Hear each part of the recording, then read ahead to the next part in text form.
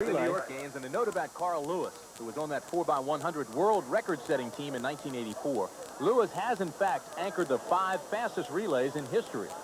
A lot of people think of Carl as a great individual athlete. He wins the 100 meters, the 200 meters, the long jump.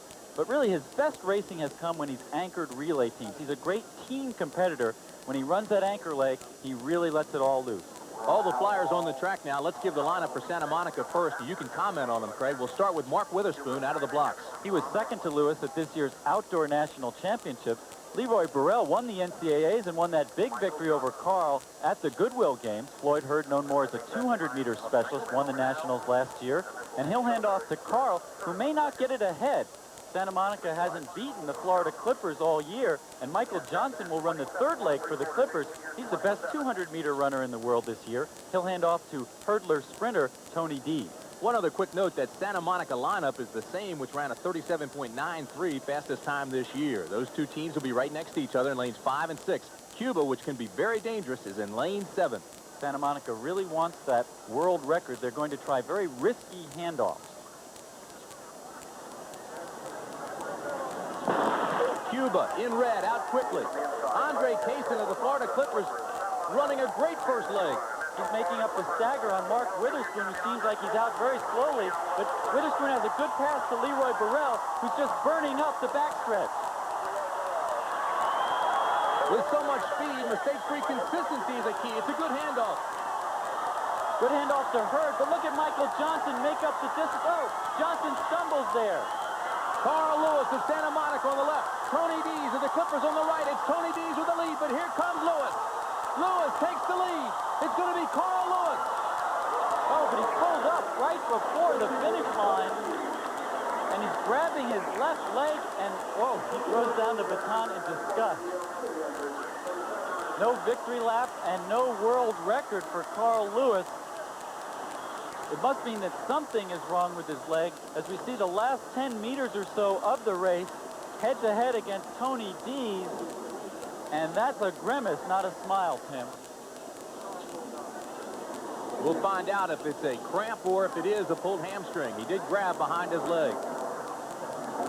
The tight turns of this track were not made for Mark Witherspoon, who ran the first leg and hands off to Leroy Burrell, but the long straightaways were perfect for Burrell, who just ate up the distance on the Cuban team outside of him. Now, here's Floyd Hurd about to hand off to Carl Lewis, Michael Johnson handing off to Tony Dees, and they really get it just about even. Carl has a little trouble with the baton. He adjusts that, and Dees takes the early lead, but here comes Carl Lewis. How many times have we seen this? Coming from behind in the 100 meters or in the 4x1. He seems to have the race easily in hand, but look at that right there. He starts to stagger a little bit, pulls up, still gets the victory, but not the way he wanted it. The time, a very good 38.18, but it's still well off the world mark. Cuba was disqualified after an illegal pass out of the zone. Right now, let's go down to Dwight. The victorious Santa Monica 4x100-meter relay team. Let's go one guy at a time. First, out of the blocks, Mark Witherspoon. You didn't get the greatest start of all time. No, it wasn't the best start that I've had. It wasn't the best turn that I've run this year, but I ran a medium race on the turn, and Leroy and I, at least, we had a pretty good handoff comparatively over the past several weeks, so it was pretty good. It was a medium race, I think I could call it. Leroy, you guys made that risky pass work. You really burned the back straightaway. Yeah, I was very happy.